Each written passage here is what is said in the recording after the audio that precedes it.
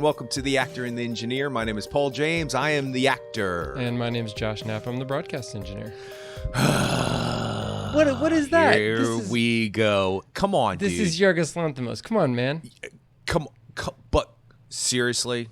Okay, how much did you laugh? We're talking about kinds of kindness. How much did you laugh in this movie versus how much did you just sit in existential dread? I have been anticipating how you're going to start this. And the second part of your question is something I thought you would ask me. I was not prepared for how much did you laugh. Not as much as I thought I was going to. Really? And okay. I gave myself permission to halfway through the films, to just go with the flow, because there's a few points I want to make, but we'll get to all of them. The first one is halfway or somewhere at the end of the first vignette, that's what I'm calling them, or first short film, or at the beginning of the second. I can't remember when, but there was a distinct moment I went, oh, wait a second. I think I'm just supposed to accept the fact that this is not going to make any sense. Nothing's going to be clarified, and I'm going to walk away wondering more about how I reacted to this film than what the film was presenting to me. And I was trying to give myself permission to just absorb it and not try to figure it all out, not have a meeting and all that other stuff. I just couldn't do it. I sat in, what did you say? Existential dread? Yeah. Not dread. And I want to use my words carefully, because I love Yorgos Lanthimos and I love his work and I love these people, and I think this is an interesting test of the ability to just accept art for what it is. That said, I found myself way more frustrated and way more contemplating everything than I did accepting and laughing and figuring out that this was all, on some level, a humorous joke. So I would say the answer to your question is I sat in more existential dread, which should be the title of my autobiography, by the way, than I did anything else. Oh, wow. Okay. Well, see, because I feel like this is kind of like a somewhat return to form of Yorgos Lanthimos to his previous films. In fact, this is the first film he's gotten made that he co-wrote with, his Greek co-writer Lanthimos Philippou, I think is his name. Sure. Since Killing of a Sacred Deer. So I think that especially with that movie, there was very little humor that I can remember in that film, and it was all about that slow motion car crash. Whereas this movie, it takes those serious things, those serious elements, but then it does have that definite a lot of spice of humor associated with it. It's not necessarily a part of the storytelling or plot, but it's more a part of all of the things around it, whether it's wardrobe choices or set choices, production design choices, things like that. So those are the kinds of things that got me back into that dogtooth Killing of a Sacred Deer type of a feeling, and it allowed me to live in that, and the humor really buoyed whatever was going on in my life at the time, and got me to kind of back away from the what does it all mean of this movie. And I think by breaking it up into three separate stories, it separates you from the we're going to just stew in all of this for 2 hours or 2 hours and 15 minutes. So that's what kept me engaged to the stories, and so that it made it okay for me. It made it okay for me to get through the movie, and then also it got me to keep thinking about it, what ties all of these stories together. So, well, I will say this: I did have, when I saw that this movie was made and it was coming out, and it was even before the trailer, I thought to myself, is this Yorgos Lanthimos's mainstream film? Is this the one that's going to flatten him out a little bit? Not in a bad way, just Hollywoodize him. Because he's teetered on that for a while now. The Favorite is a little bit, I would say, linear, but that's not the right word, because all of his films have a beginning, middle, and end, and they're linear. There's just a sensibility that's different than a lot of other films. And one might say, after seeing Kinds of Kindness, that The Lobster and The Killing of a Sacred Deer are actually much more accessible than this film. I don't even know what the term is. I don't know if that's the right term or not. So I thought, well, maybe this is, he's working with Emma Stone again. He's working with primarily all Americans. He's working outside of his normal frames of everything. I don't see any fisheye lenses in the commercial for the trailer. So what is he evening out? And I was a little bit disappointed that that's where he was going. But also at the same time, I was interested in seeing what his Hollywoodized film would be like, for lack of a better term. Not that there's anything wrong with anything that's Hollywoodized. You do you become mainstream, you do whatever. What is Yorgos Lanthimos going to do to screw up the mainstream was what my thought was. And then in 5 minutes, I was like, oh, never mind. This is obviously, I wouldn't necessarily call it a return to form, although I understand why you said that. I would call this, hey guys, yeah, this is me. This is what you have not been seeing for a while with me, because I would say this was one of his most extreme films on so many different levels. That said, he has 3 different stories he can be extreme in, so maybe that's why it seems more extreme than his other films. That said, the question for me is this. I've learned via this podcast and speaking with you for 10 years now that what can we extract from this? What am I getting from this? What am I taking from this? I've often talked about what does the director want from me while watching this film? I don't know if that's the right question. I don't know if any of those are the right questions. I will say this. When things teeter so far into absurdity and so far into illogical narratives, I sometimes wonder to myself, and I did wonder this on the way home. There's a ton of things you mentioned already, production value, performances. There's a few things in there that I thought, wow, that's interesting. That's a zinger. That's keeping me afloat in all of whatever this is. This is, and I'll tell you about something later on that I kept counting in my head as I was seeing it throughout the movies. But there comes a point where absurdity, is it just absurdity? Is there no narrative point to it? Is there no conclusion? Is there no, why am I watching this? What does this mean to me? What does it mean to them? What is this? And maybe because, not that this is a bad thing or a good thing, maybe because of the country I was born into, America, that I'm used to a much more comfortable narrative that's going to teach me a life lesson. And the moral of the story is Little Red Riding Hood lives happily ever after. Whatever it is, we attached happily ever after to a lot of stories that didn't have it originally. And maybe that's something I need to adjust to.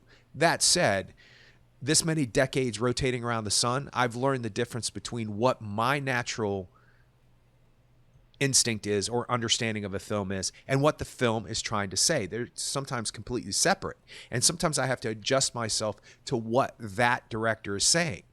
All of that is to say, sometimes I think when directors teeter so far into absurdity, Beau is not afraid or Beau is afraid, that I am no longer able to go with the ride. I am so perplexed and so wondering what is happening that I cannot separate my natural instinct to digest a film or analyze a film versus what the filmmaker is giving us. And I think that in this medium, it's a story director's medium and it's a storytelling medium.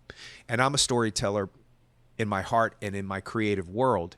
So what story are you telling? There has to be a story that you're telling, and there has to be a reason why you chose to tell this story. It just can't be you throw a bunch of interesting ideas on the wall, whatever stuck you put into a film. And if that's what it is, I'm okay with that, but I need to know that that's where I'm going. And we've often talked about this, going into an art museum and you see a Picasso and you're like, whoa, wow, I see. I mean, I might not fully understand it, but I see why this has lasted the test of time. And then you see a big canvas with red, blue, and yellow splotches on it. And you go, what? Wait, what? And I try to educate myself and try to figure out what the artist meant, but it comes down to how I felt while I was looking at that. But if it's such a confusing piece of work, I find myself not emotionally finding out how I feel. I find myself becoming a little, not bitter, but a little bit frustrated, Yeah. angry at the fact that I'm not connecting the dots. Is it me? Is it the film? What's going on here? Yeah, I think, I mean, you just said a lot there, and I think that, so you're right. There is Sorry. no, but there is this kind of like GI Joe at the end of the episode. Kids, here's what you need to take from this thing. You know, that is something that you're right. I mean, I grew up with that. I think that, and that's not necessarily a generational thing. It's, I think, just kind of a, you know, it's good storytelling, and we've got filmmakers out there who are masters at it. Steven Spielberg is a master at it. He tells you exactly what you need to feel by using music, by using shot selection, by using editing tricks. I mean, those are the guardrails. Those are the bowler bumpers, you know, on the bowling lanes that keep you in that lane. But there's also a place, I think there's also a place for bowling lanes that don't have bumpers, or that have minimal bumpers, that utilize the storytelling techniques, but they don't necessarily lead you down the garden path. They allow you to bring the things from your life and then apply them to that film. Like, for example, the first part, the death of RMF, where we have essentially a controlling, rich puppet master of a person played by Willem Dafoe is telling Jesse Plemons' character what to do every day, down to like what you will wear, you know, when you will have sex with your wife, all of these things. And he obviously gets some sort of satisfaction out of that, pleasure out of that. And then the Jesse Plemons character is accepting of that, I guess, and has become dependent on that to a certain extent. But there comes a time, or there comes a situation where he cannot do what his boss tells him to do.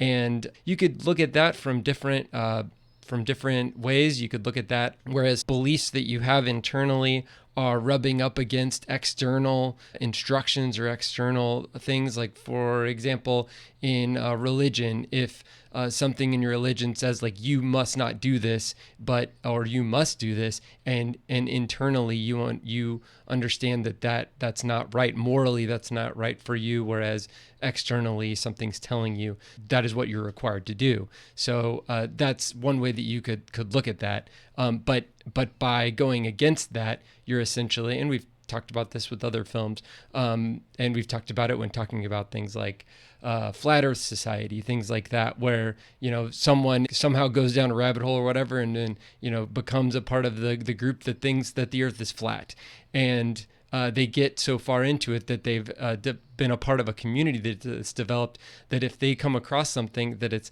obviously the Earth is not flat, and then they go back to their community and say, hey guys, like, I'm wrong, we're all wrong, then they get excommunicated. And that's essentially what this character did in this film. He got excommunicated from his community, which was essentially like his boss, his, you know, the guy who's provided all this for his life. Which mirrors what happens in the third film too.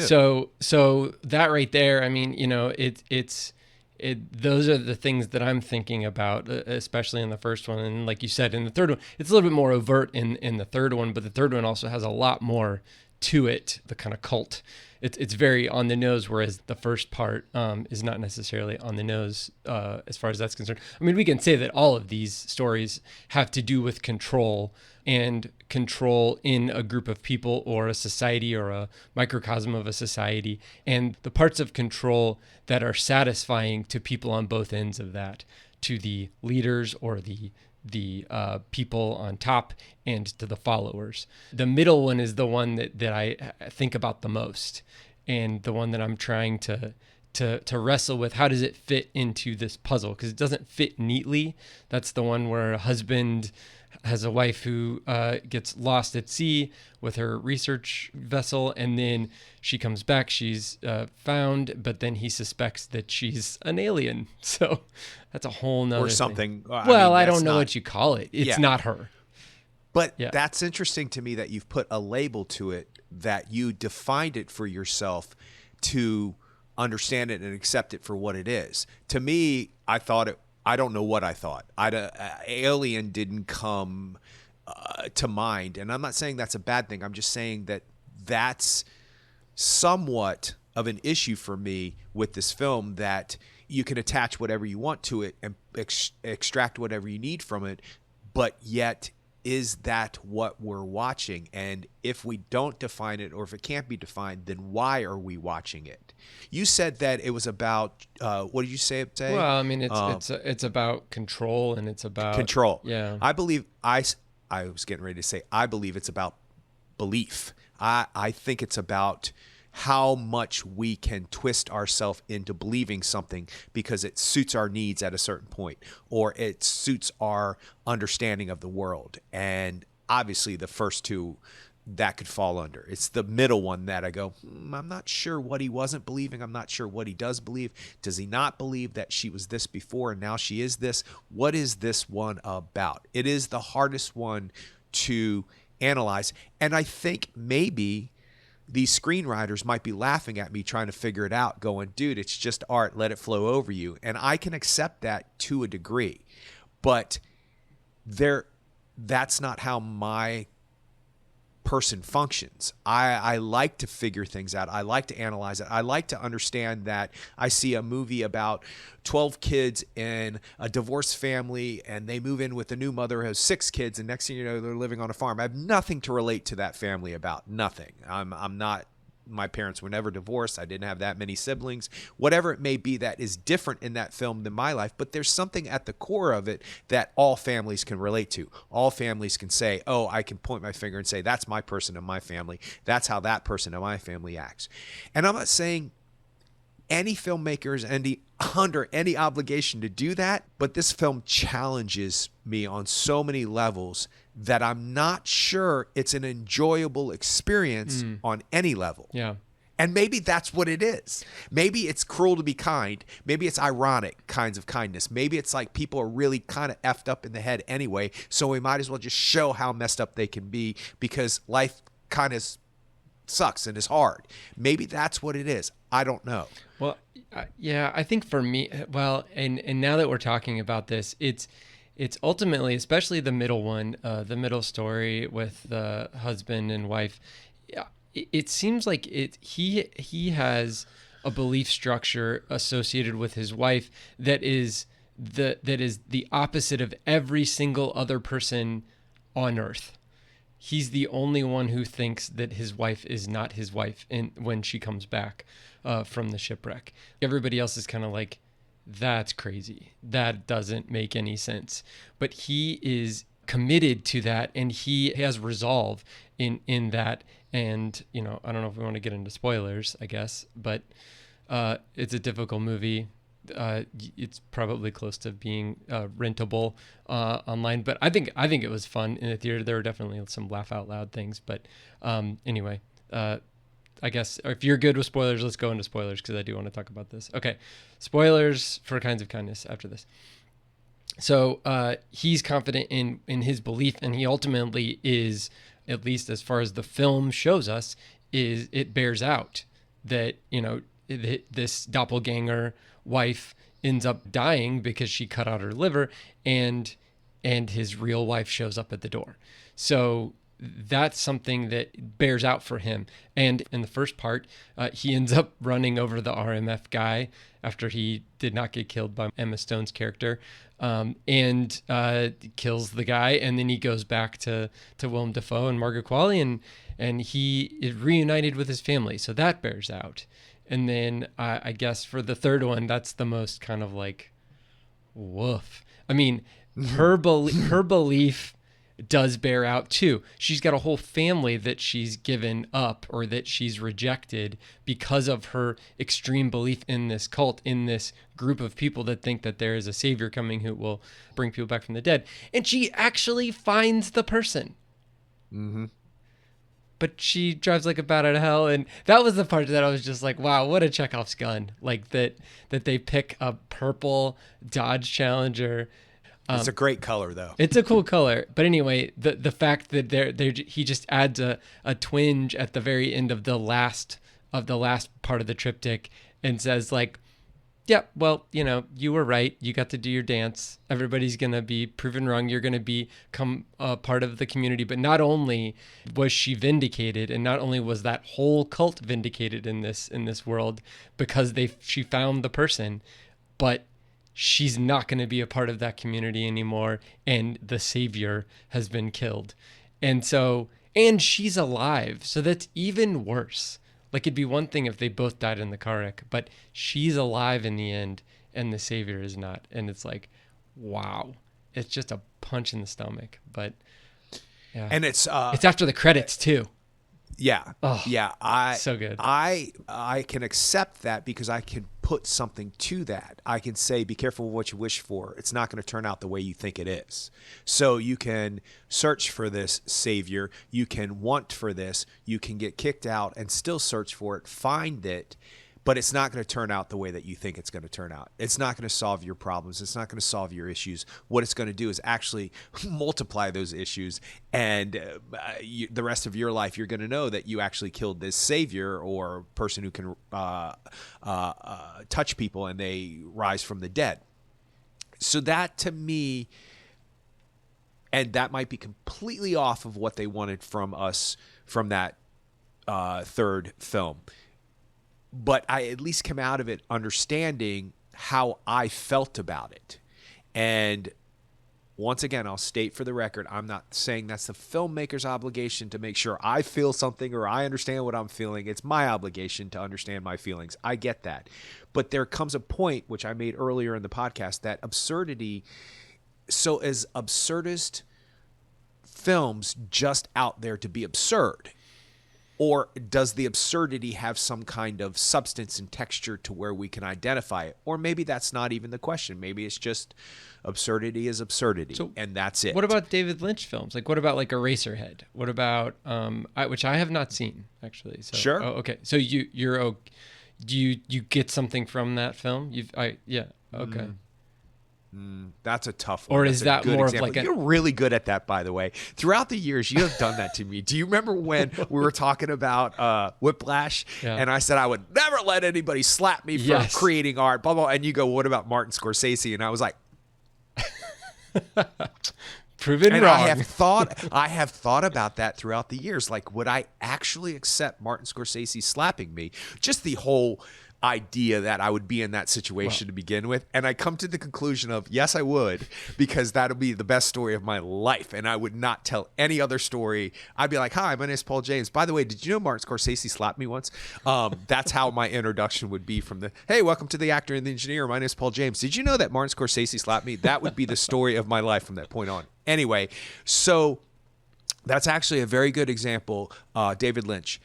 There is, what is the movie with Bill Campbell? Lost Highway? Mm-hmm. Yes. Okay. A lot of people are... Bill Pullman? Is it Bill Pullman? Okay. What did I say? Bill Campbell? Mm-hmm. Bill Pullman. Mm-hmm. I was seeing his son, Lewis, first before I saw, which was weird. Yeah. So a lot of people, that's so absurd and it's so I can't figure out what's going on. It sort of made sense to me. I sort of understood it for whatever I was understanding it. Wild at Heart's another good example of Willem Dafoe. Yeah. Smells funny in here, baby. Oh yeah, I threw up. What? What's the purpose? Like, but for some reason it made sense to me. It just did. Eraserhead, I never understood that because I was too young to explore. I didn't have the capacity to explore art like that when I first was, because I told you this at one point. The theater that showed those type of films in Norfolk, where I was born and raised, they usually did it as a midnight show. And if you could sit through that, you would get the next movie for free, right? Or you'd get tickets for the next movie. I can't remember how they did it. And I remember going and sitting through it, but never having a concept of what it was what is this? I don't understand this. Yeah. And then I saw it when I was a little bit older, and I just thought this is about loneliness. This is about being alone, and that's why that little weird hen chicken thing is considered like a baby, and they treat it like a baby. It's just, what is it? It's weird looking and it moves weirdly. But after seeing 20 years of films in between the first time I saw that and the second time I saw that, I could expand upon what my feelings were when I was watching it. So, but it's also one of those films that I don't think any explanation or anything I thought or felt is actually right. I just have thoughts and feelings, and maybe over the years I've attached them to that film because I need to understand it. And maybe that's what will happen with this film. So Yeah. I guess I need an explanation to Absurdity, and I don't think there is ever gonna be, because there just isn't. That's the hard part, is that we have age, we have time, we have space between Eraserhead and when Eraserhead came out and now, whereas Kinds of Kindness came out 2 weeks ago. So and I'm not comparing Kinds of Kindness to Eraserhead as far as like its impact on film, but what I am saying is that maybe with a certain amount of time and with and also with looking at Yorgos Lanthimos's filmography, or you can throw in most of the other people in the film. I mean, look at Jesse Plemons' filmography. Look at Emma Stone's filmography. Look at Willem Dafoe's filmography. I mean, that Nosferatu trailer just came out. I mean, it's like, golly, like Willem Dafoe is he is eating right now. He is getting into all of these different films, and nothing is stopping him. And he is taking on all of these challenges, and I think that it's for the better for all of us, I think. The film is so much of a challenge, and I'm not saying that's a bad thing. Don't get me wrong, but it is a challenging film. And I sometimes wonder if I'm just not the person that this type of film is made for or meant to see, because I still need to have something. You're going to eat ice cream and you want to put popcorn on it. That's not something I would eat, but I would taste it and I'd be like, oh, that's probably pretty good. It's not my thing. I don't understand it, but I see how you got there. Okay? And I just thought popcorn, ice cream, whatever you might eat in a movie theater. I mean, I saw people melt chocolate on top of ice cream when I was a kid, and I was like, what? That's amazing. Like, it is amazing. Like, and I was a little fat kid, so I was like, can we put another chocolate bar halfway down? Like, can we shove it in layers? I was thinking 1,000 different things. I mean, you're sick to your stomach afterwards, but that's still a feeling you can attach yourself to and is attached to you. It's not a comfortable feeling. It's a good analogy, actually. It's not a comfortable feeling. It's a sickeningly sweet feeling, but you know that you enjoyed that feeling while you were absorbing it. And by the way, I want to ask you, what are some of the things, I just remembered one thing I laughed out loud about. When he steals the racket back in the beginning. Yes. First of all, I laughed at the racket. I thought that was hilarious. And I laughed at the helmet, and he kept saying, yellow means youth. That was funny. And then I laughed when he was stealing the racket. Of all the things that he decided to do once he broke into that house, he stole that racket back, which means he was stealing his life back. I can connect that to something. So name a few things that you laughed out loud about. Yeah, in that first, and it wasn't just me, it was other people in the theater. In that first triptych, the first part, when Jesse Plemons goes to Willem Dafoe's house, and Willem Dafoe's sitting on the couch, and he walks in, and then, obviously Willem Dafoe's like, no, come in again, come in differently. It's kind of yeah. But that whole time Willem Dafoe's sitting, and then we see Jesse Plemons, that shows him from different shots, Willem Dafoe from, kind of chest up, a mid shot, and then all of a sudden there's a wide shot where Willem Dafoe gets impassioned, and he stands up and walks towards Jesse Plemons, and he's wearing these like schoolboy, like thigh high shorts, and you're just like, what is going on? It's with such long socks. Yes, it's such a unique. I mean, it is a very specific choice by the costume designer, and it just seems perfect. It's eccentric, and it's something that we don't normally see. We assume this billionaire, whatever he is going to be, dressed to the nines. And he does have a nice shirt on or whatever, but he's just wearing these eccentric clothes, and it's just hilarious. The fact that we've been in the scene with this guy for 5 minutes, and then there's this reveal of these shorts, and I mean, multiple people in the theater, cracked up, and it's that kind of absurdity that, like I said, helps to tamp down that dread or this kind of creeping worry that happens in these films. So that's one of them. And then obviously like the sandals and windbreakers in the third part, where everybody has a very specific thing that they wear. And the funny part is when they're all in their little cult compound, they wear these kind of like very light clothes. But then when the Jesse Plemons and Emma Stone characters go out to find the savior person, who all happens to be in New Orleans, I guess, like they don't really leave very far. They don't really go very far. But when they go out to do that, they're wearing the like pantsuit or the like linen suit. Jesse Plemons says this like linen suit, high water, and then leather sandals. And it's kind of like, oh, this is the dress up. This is like the Mulder and Scully version of what these guys are doing. They're like, no, we're going out and we're going to press the flesh and we're going to get out there. But we've got to be dressed up. So it's that awkwardness and that just kind of twinge of awkwardness where you're just kind of like, oh, all right. Well, the moment you see them in that morgue, which is the first scene with Hunter Schafer, that first scene that they're in, you're just like, everybody looks like her makeup is the Emma Stone's makeup is different. Her, I don't know, it's the eyebrows or what it is, but there's something different about her from the other two stories. And it's just the specificity associated with that was what got me to just be like, oh, something is off here. I know we're in a morgue. I've seen movies where people are in morgues, but none of them look like this. So those are the things that kind of catch you off guard. Yeah. And I liked those. That's a good segue into something that I wanted to talk about, and I mentioned it a little bit earlier. There are things that I took from this film that I found fascinating and intriguing and perplexing, but at the same time, I wasn't questioning everything about it because I was just accepting it for what it was. Remember when I told you when we were talking about The Favorite that everything was black and white, that the whole costume design, now there's a little thing of red here and a little thing of red there, but mostly everybody's in black and white throughout that film.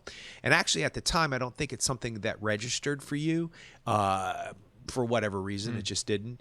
And I was like, yeah, everything's black and white. You're like, really? And I was like, yeah. And then I think you watched it again. You're like, wow, everything is black and white. Did you notice how everything was blue and orange in this? Yeah. Everything. Yeah. As a matter of fact, that's what I mentioned earlier in the podcast. In the third triptych, I kept going blue, blue, blue, blue, orange, blue. Like in my brain, I would register when they would go into somewhere and there was a blue line, or there was the hotel doors were blue. Interestingly enough, she's wearing copper and purple. Yep. And it's kind of it's either crushed velvet or it's corduroy or something. And it's completely opposite. Too. Yeah, the car's purple too, which is strangely just out of place with everything else. Because even in her old house, with what's his name, Alwyn. Is that Joe Alwyn? Yeah, Joe Alwyn. What was that? Even in because I want to talk about something in that sequence too. Yeah. That I just feel like I need to mention just to make myself make the world aware that I'm aware. Anyway, even in the daughter's room, blue with an orange twinge going around whatever the blanket or the. So I was like, this is interesting because to me, I can't figure out why they chose that. But to me, orange and blue don't traditionally go together, except for in the sky. When it's the sun goes down and the sun is reflecting, but it looks orange. Orange and blue are not traditionally colors people put together initially. It has become something that is fashionable on some level, like blue and green were never colors together, and now it's a thing that people put together. There are a lot of things that people go opposite of what the norm is, but orange and blue traditionally don't go together. But did you notice how all the furniture and most of the houses all throughout all three of the films were all white? Everything was white. And then there was a powder blue pillow or a powder blue throw or something that was blue, but everything was stark white. And obviously those choices are on purpose. And I like that because that purple and orange were so addictive of each other that it made me focus on things in the room because of it. Like, am I supposed to be seeing something that I'm not focused on because they're over here down stage left or whatever, frame left? So that intrigued me, and it gave me a feeling of fright and fear and anxiety, but I could hold on to those feelings and understand those feelings, and I wasn't afraid of those feelings because I understand what I was feeling at the time. And the film as a whole didn't do that for me. And also, did he not take the one piano note from Eyes Wide Shut and just take it way far to the logical absurdity? Like, who would have thought one note could be turned into something so... I mean, it's more than one note in this, but it's really just one note that gets exaggerated. And it's frightening and scary and haunting and obscure and just unnerving, but in the best way, because at least I knew those feelings. I understood those feelings.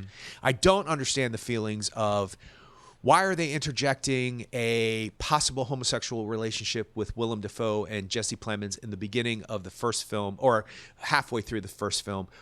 Why is that there? Why is the scene with them all having sex there? What is it that I'm supposed to be taking from it? Why is this glimpse of two men kissing just a glimpse and not a full-fledged, we need to explore that? Meaning, were they lovers? Were they not lovers? Was he so in love with him or so intrigued by being overpowered by him that got transposed into a kiss? Was there something sexual going on? And if so, why? But this kind of trend in Hollywood where you just tap into the possibilities of two men kissing or two men having sex instead of exploring it, I'm not sure is the best trend. Because what is it saying? Is it saying that their relationship is much more provocative in a bad way or a good way or a more intriguing way? Or are we now exploring that bisexuality is something that Hollywood is becoming more comfortable with? What are you telling me? Now, that was a lot that I just said. I think so for sorry those about two, that. for the first and third stories, I think they're very open about the fact that sex is a part of, especially that last story. I mean, it is you can only have sex with the two leaders and that's it, or else you're tainted or whatever, Unclean. Potentially tainted, unclean. So it's the whole cult thing where it's like, oh, everybody has sex with the leader, which is why cults are created, because gross people want to have sex with a lot of people and they want to justify it somehow. And they want to justify it in their own mind, I guess. But either way, that's specified in the third film. But the first film, I would think that it would be more, I don't know if it's necessarily like Stockholm syndrome, but it's something where it's like, he looks to the Willem Dafoe character, Jesse Plemons looks to the Willem Dafoe character for everything.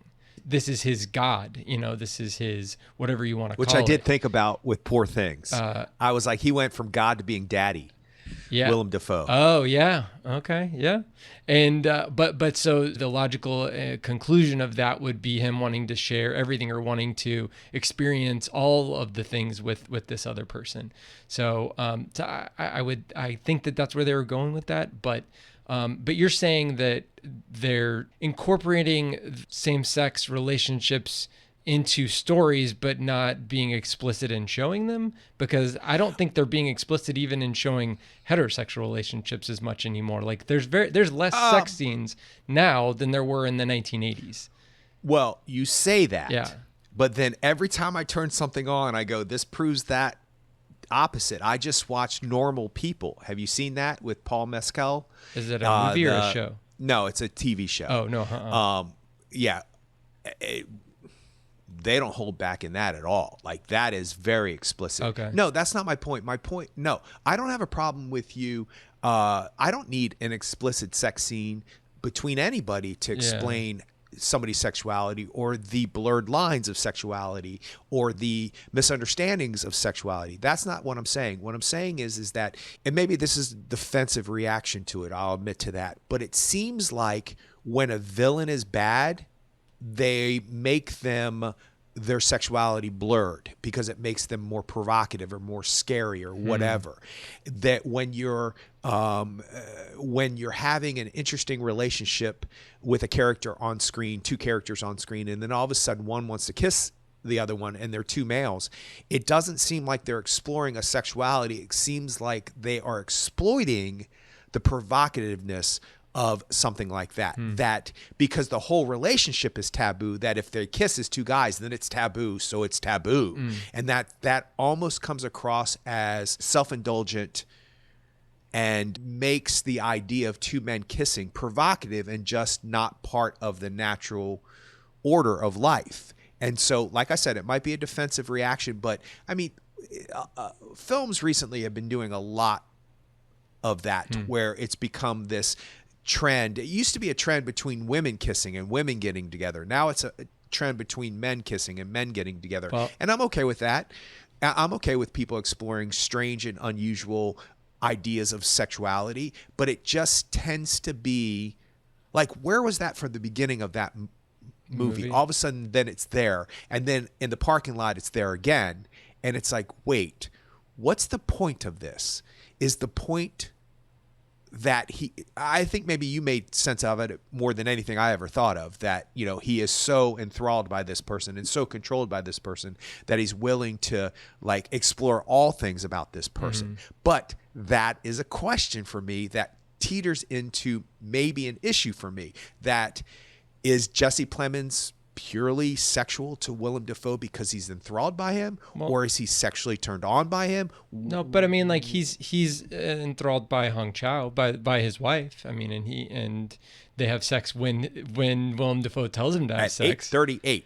Yeah. So it's that kind of a thing that, you know, he's so enamored to a certain extent, and he's obviously dependent. He is dependent. Not only is Willem Dafoe getting something from being able to control another person's life completely in Jesse Plemons, you can tell, especially by the end of that story, that Jesse Plemons is getting something from the relationship also, and feels lost without it because he's gone down this rabbit hole of being controlled. He has no sense of self anymore, which is very unhealthy. It's really unhealthy, to the point where he's killing a person because he has no sense of self, and all he wants to do is lay in bed with Willem Dafoe and Margaret Qualley. So that's right. But I'm sorry to interrupt you. Let me see if I can make this clear from my point of view. I'm sorry if I sound offensive. That's not what I want to do here. Yeah. I'm saying inside my soul, when I see something like that, I think to myself, he's controlling him. He is enamored by him. He'll do anything, including murder. So that means he'll commit an act of sexuality that he might not commit if it wasn't for the fact that he's being controlled and enamored by another man. So that takes a normal, finger quotes, sexuality and turns it into something provocative instead of just something that is. It's intriguing because the world has so normalized heterosexuality as the regular, and it is the majority of people on this planet are heterosexual statistically. So they say, I'm not sure those statistics are correct because we're never going to get a fully correct status on that, because people are afraid of who they really are on so many levels, and it's illegal and can kill you in other countries. So that said, are we ever going to get a statistic? No, but the majority of people on some level are closer to heterosexual, right? Let's say 90% is what they say. But the other 10% is a legit sexuality that exists, that is just who people are. Just like you are straight and I'm gay. That's just who we are, okay? Whether or not somebody believes that or not is an ideology that you can deal with, have a conversation at a party after a couple of drinks, of whether or not, you know, you're born or it's environmental or whatever. The bottom line to that is that it's a legit sexuality that exists, but Hollywood and movie makers attach it to a provocative quality and titillating quality that these two people in this tennis movie would never kiss other than if they were intrigued by this woman. And then it becomes this thing about power. It doesn't become a sexuality that just is part of life. It becomes a reason to control somebody or a reason to be in controlled by somebody. Yeah, I think okay. So I think that so I see what you're saying. You're saying that Hollywood has a tendency to fetishize homosexuality now because it's become more available in mainstream movies than it had been in the past. But I would also say that there may be two different ways to look at this. You could look at the specifically the first story as a story between two people and how one person controls the other person, and what can follow from that, and sex being a part of a relationship between two people can either be utilized or not utilized, or can either be leveraged or not leveraged by the person who has all the power. So then, whether those two people are two men or two women, or two non-binary people, whatever it is, they are still incident to that relationship and to that structure of power. And so sex could be a part of that relationship. It might not be a part of that relationship, but I don't know if it's necessarily the defining piece of that relationship. Now, once we get to the third part of this film, sex is a huge part of those relationships. The Hong Chow and Willem Dafoe controlling these people, and these people obviously getting something out of it, whether it be having sex with only them, or going and getting water from a lake and throwing it into a hot tub, or just the community, going to the garden and Acceptance. And picking exactly, Yeah. So A place to belong. all of that, I would say, yes, definitely sex is a huge part of that third piece. As far as the first piece goes, I think it's harder to say that what they get from each other is only based on sex, because I did not see that in the film, in the story. And the sexual revolution of the film does, the first is kind of hinted at, the second one you see it much more blatant, but it's a very small part of the second film, and then the third one, obviously it's a bigger part, although you don't see it as explicitly as you do in the second part. But let me see if I can try to make this make sense. I don't know if I can, but for me, the feeling of what you just said is that in this relationship, this controlled relationship, sex is part of the control. Okay, it can be part of the control, and I think they allude to it. Yeah, definitely, absolutely. So if Jesse Plemons was married to a man and being controlled by another man through sex, I wouldn't necessarily buck up at that. Mm-hmm. I wouldn't necessarily go, oh, okay, yeah. But because Jesse Plemons is presented as a heterosexual man who obviously sleeps with women or sleeps with his wife, then all of a sudden, when things start to go awry, he goes to kiss him to remind him of what they had, and submission, control, whatever it may be. And to me, it's become a titillating, tantalizing thing instead of a part of just human existence. It's become, oh, this is even more provocative because they're actually having sex because they're two men, and I didn't see that coming, so that's intriguing. And I'm not necessarily saying it's a bad thing, but I do think it's a utilization of some of a person's sexuality to shock people on some level, to make it more provocative than if Jesse Plemons is just being controlled by another human being all the way down the line that he's being controlled. All of a sudden, he's like, oh, but wait, we had this.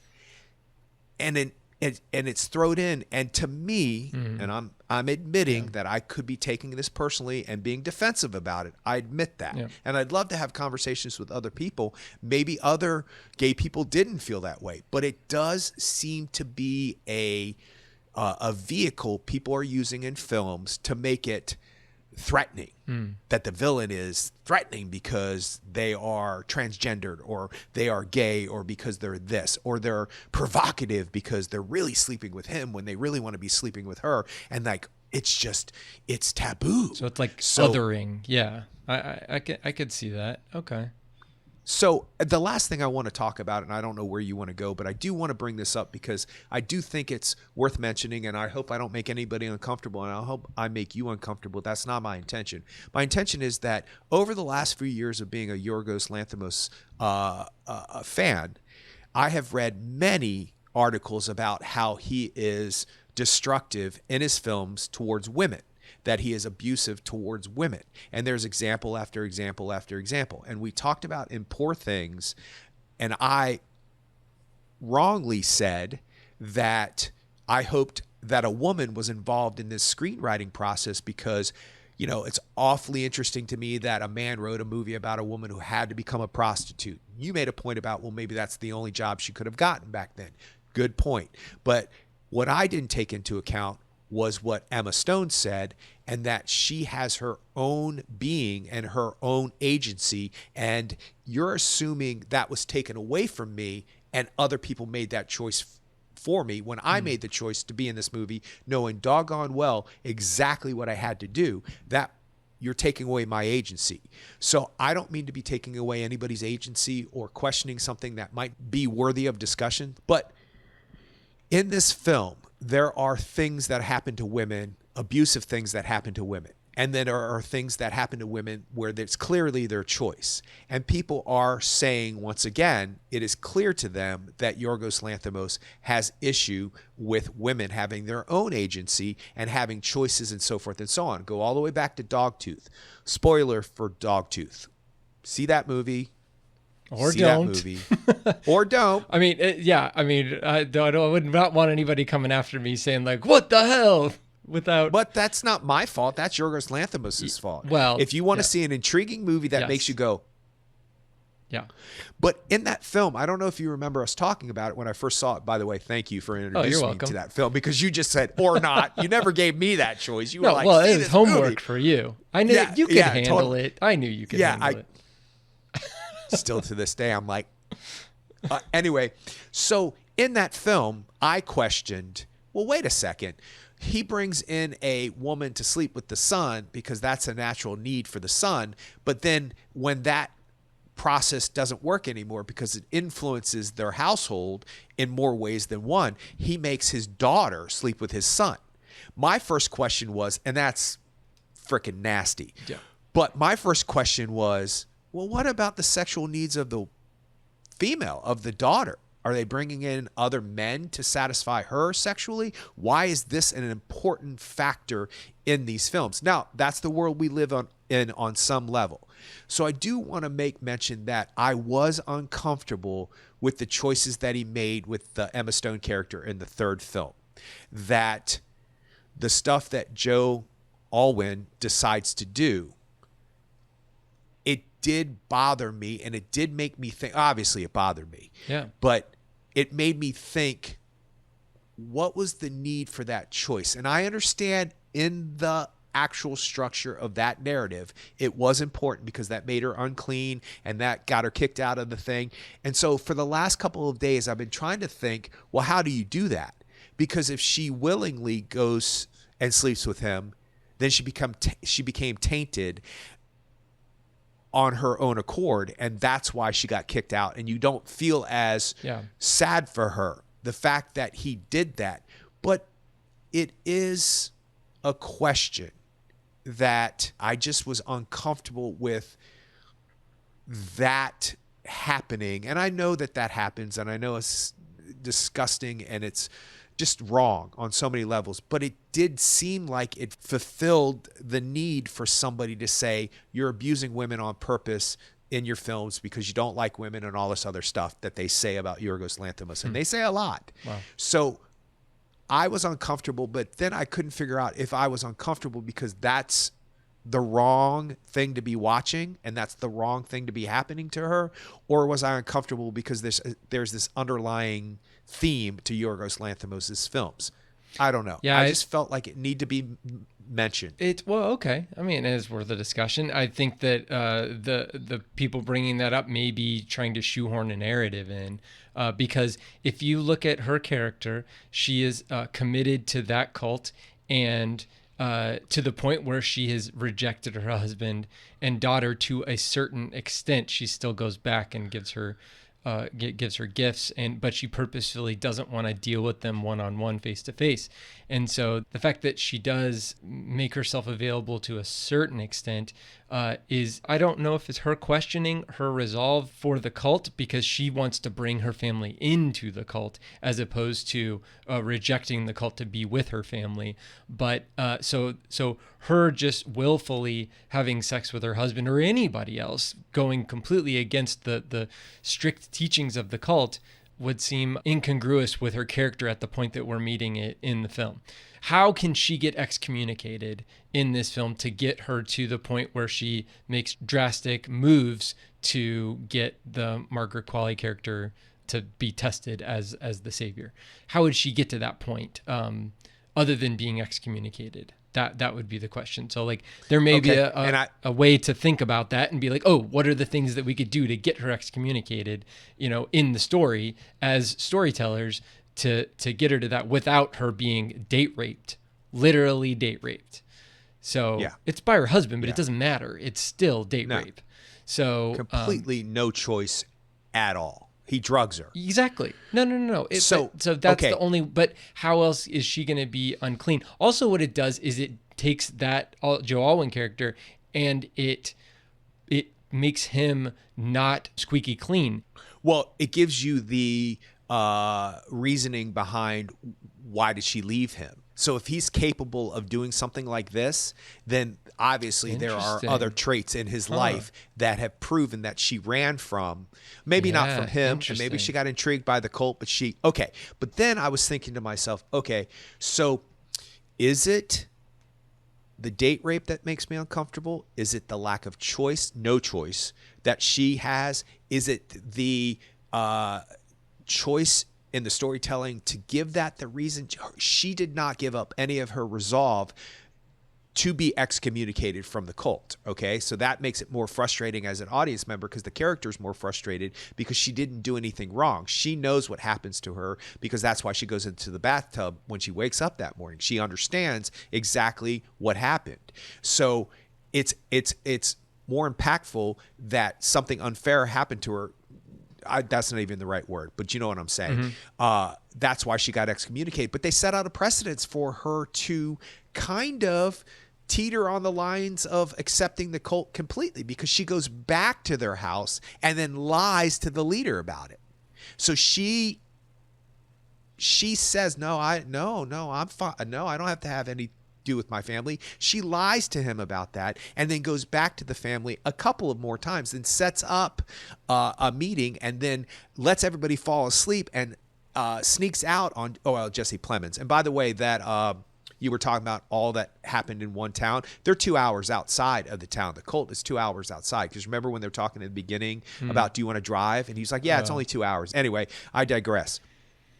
So there is a precedence for her to go against what the cult that she belongs in believes. So I'm not saying it makes a better choice to make her say, yeah, I'll have a drink. Oh, yeah, let's smoke a little bit of this joint. I haven't done this in a really long time. Because she's already teetered into breaking the rules by even going there. Still having a key is probably breaking the rule of the cult. And then she probably justifies it in her head because she obviously misses her daughter, obviously loves her daughter, but yet she sprinkles holy water or whatever, river water, hot tub water, Hung Chow's tears, licked water, whatever it is, tears. Yes. And the way that she licks the bodies is just like, ugh, good for you, actress, that you're so into it. You deserved your Oscar nomination. I'm glad you're working, but man, could you just not be so severe about it? She just is into it too. Yeah. Like she's eating the best freaking piece of,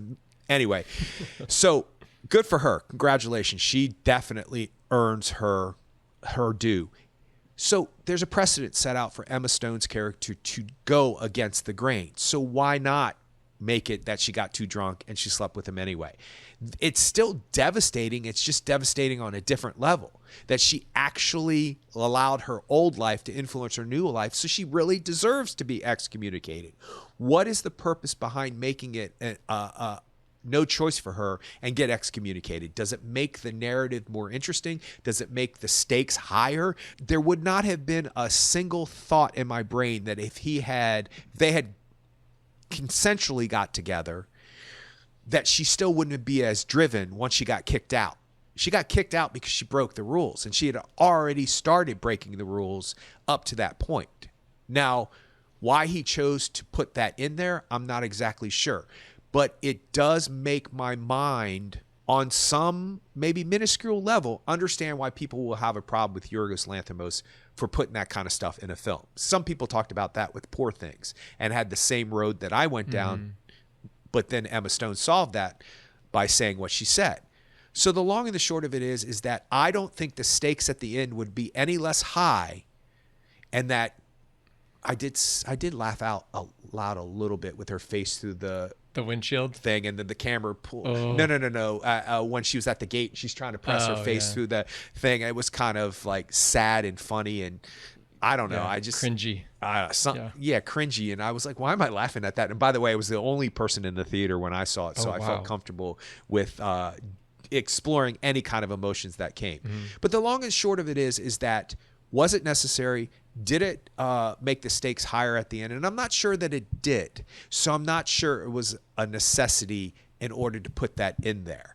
And I'm also not sure that, and I think Jodie Foster just talked about this, that a lot of filmmakers think that women's conflicts in films come from after being raped, that she read script after script after script, which, ironic, she won an Oscar for The Accused, which is, that's the reason why the story takes place.